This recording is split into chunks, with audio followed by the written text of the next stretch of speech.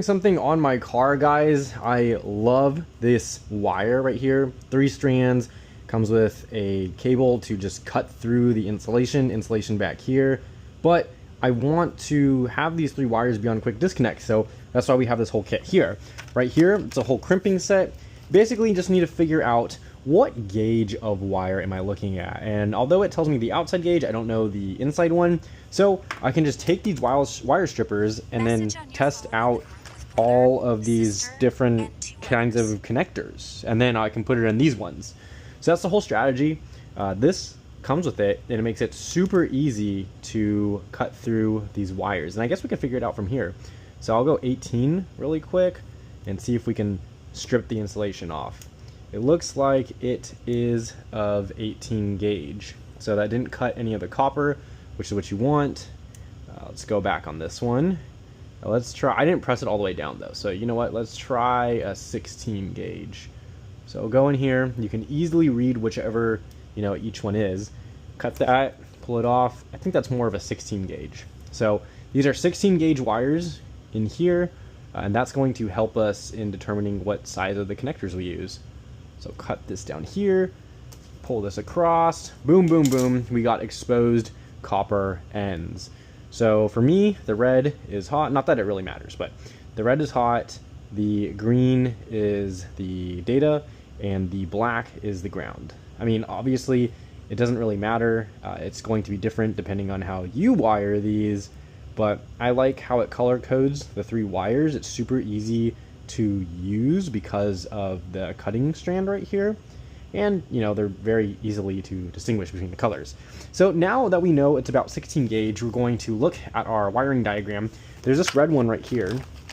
This red one is for the 16 gauge. So I'll just take this ferrule right here and I'll slide it over one of these.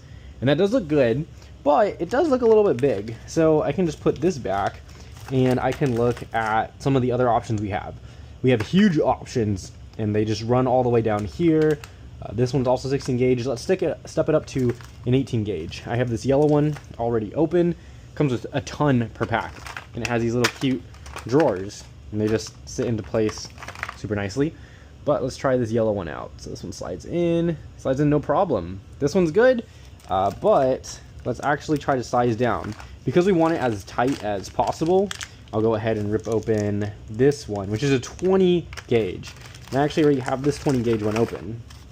So I'll pull out some blue ones here. And it's nice that they come in pairs, so that way you can mix and match the colors if you need to. Okay, this is how it is. I just test fitted it, and we'll slide it over. It looks good. So that fits in there perfectly. Now I'll just take this tool, and all we need to do is crimp it down and do a little bit of a pull test. So I'm going to do that. I'll crimp all of these really quick, and then you'll see the finished product.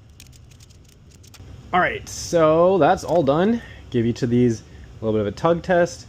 Make sure they're not going anywhere. Now, there is a special crimper for these, which I don't have, but it's okay. You don't have to buy an extra tool. I just slide it over here onto this end.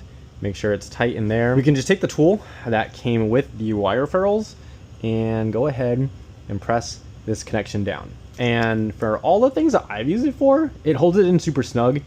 A little bit of a pull test, that's good. So let's do it for the rest of these two.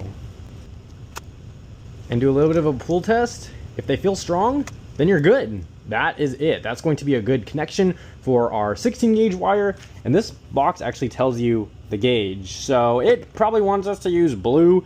And the difference between that is, it's a little bit bigger at the end. That's pretty much it, guys. That's really all it is. The spade size is the same, so you can use this as more of a reference guide. But we use this tool, and this is the proper tool. Anyways, this is what it looks like. It's good. I'll have everything linked below. If you want to see more electronics and more stuff, follow for more. But that was super fun and super handy when wiring electronics for quick disconnects.